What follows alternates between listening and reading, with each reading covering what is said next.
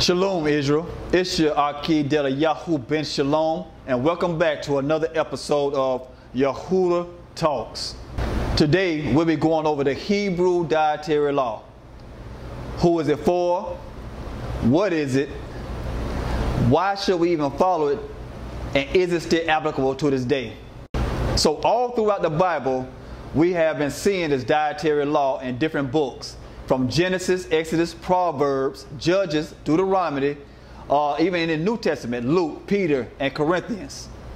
The book of Leviticus really breaks it down and explains exactly what it is. So first of all, who is the dietary law meant for? Well, in the beginning, when man wasn't so vast in the land, it was meant for Yah's people, the Yehudians, or matter of fact, before then, just the Ivory people, the Hebrew people.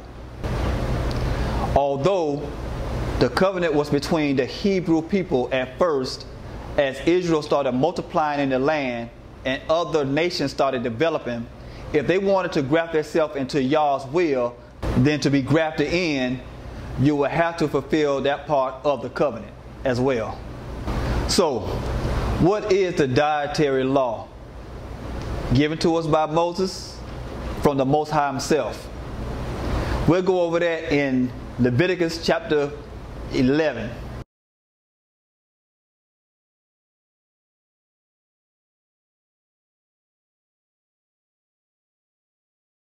So, now that we're going over Leviticus chapter 11, I'm going to try to expound on what these animals are. Chewing the cud is basically when an animal chooses food, swallow it, and then chew it again. There's a mechanism in their throat that allows them to digest it again in their throat before it's passed through their system, to make sure it extracts all the nutrients out the plant-based material that is eaten. Animals that split the hoof are animals that have, you might want to say, two hard parts on the bottom of their foot, such as cows, antelopes, deers, things of that nature. Now, there are certain animals that split the hoof but are unclean to us, such as camels, horses, pigs. A pig has a split in the hoof, but it doesn't chew the cud. Now, I want you to hear this, Israel, because this was over 5,000-6,000 years ago. 5,000 or 6,000 years ago, they knew back then what kind of health issues would develop out of eating swine, pork, something that we became accustomed to eating since we've been in bondage. Walk with me for a minute, Israel. Think back to early morning Saturdays, you getting up as a child watching the Flintstones. Barney Rubble, Fred Flintstone, Wilma. All the animals had their own specific job to do. If you can remember, what was the animal used for a garbage disposal? Think about it for a second. A prehistoric pig, because it was already established that they are meant to clean the earth of debris and decayed carcasses. I'm not going to go into beating up swine too much in this video, because I know it's a sensitive matter to a lot of you all, because they made swine such a delicate meal here. So I will say this: you can't poison a pig. A pig is poisonous. Basically, a pig will eat anything. Anything. And the fact of the matter is, the only reason why we eat pig to this day is because our oppressors ate it and they fed us the scraps. Not even the good parts of the pig. Not that there's any good parts, but they gave us things like chitlins in the back and the foot of the pig. And black people being who we are, brown people being who we are, make the best out of any situation that we're presented with. Our next animals on the list is going to hurt. It is going to hurt. Pork wasn't that hard for me to give up, because once I let it go for about a month, when I did try to eat it again, I got a headache. But this one's going to hurt, Israel. Shrimp, crab legs, oysters, crabs, lobster, anything with a shell out of the sea are bottom feeder animals, meaning their job is to keep the ocean clean. That's their only purpose on this earth under the water, is to eat the feces of all the fish that dwell in the ocean. Without them, guess what happened? The ocean becomes polluted and feces infested. All seafood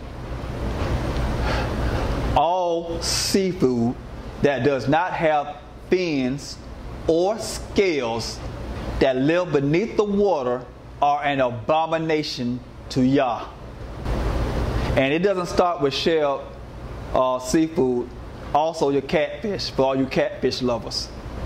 Those are some nasty, nasty, nasty creatures.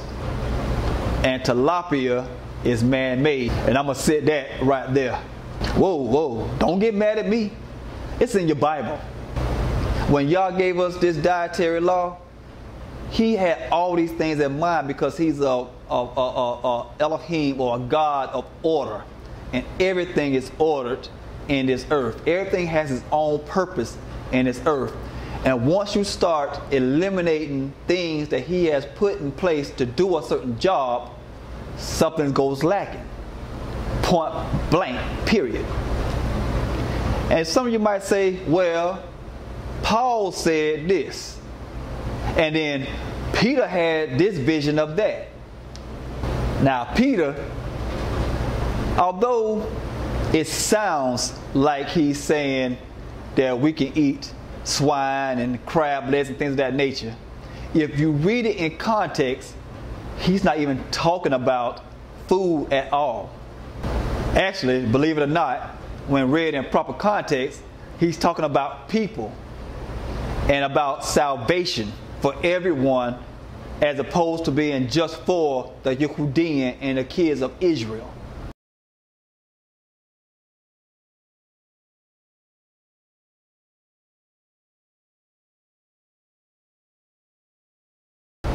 See,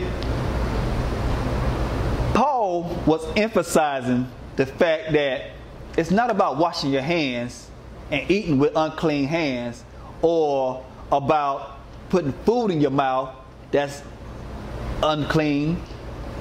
What comes out your mouth as far as things you say to people that can hurt them, or blasphemy, or worshiping of false gods and false names and things of that nature, not so much as what you take in your body physically. It's an underneath layer that has to be addressed. If you go to the subtext instead of the top layer, you'll be able to understand that once you have full understanding of what he's trying to say. Now Israel, once again, just like I told y'all in the previous video, I'm not trying to tell you what to do, just like I didn't tell you to leave the church. I'm merely explaining things in the correct context presented by the scriptures. So whether or not you go out and stop eating pork and seafood with shells and things of that nature, it's completely up to you. The law still applies to this day, not because he's commanding us to do it just because he wants to, but because of the medical reasons that come behind eating those unclean things. See, they might not have all this fancy technology back then, but they had a higher power to give them better understanding than what we'll ever have. Once again, what it boils down to, inevitably, is do you love the Most High and yourself more than you love that crab legs, that shrimp, that pork chop, that pickled pork feet, that hash and rice, that Boston butt?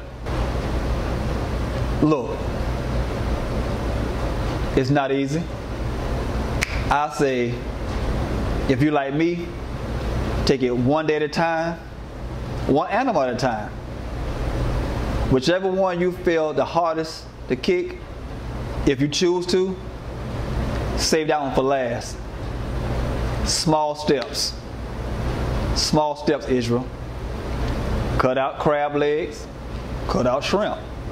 If you can't cut off the whole seafood thing, just pick one item, cut that out for a little while, then go for the next one.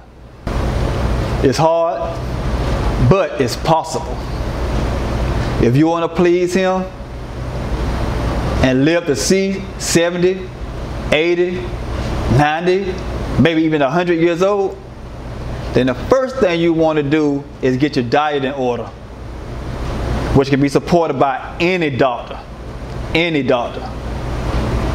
So, in wrapping it up, Israel, I'm going to say shalom. I hope this video reached you. I hope it has some kind of impact on you. And I'll see you guys next week. If you hadn't hit that subscription button, please do. And stay tuned for the next episode of Yehuda Talks. Shalom.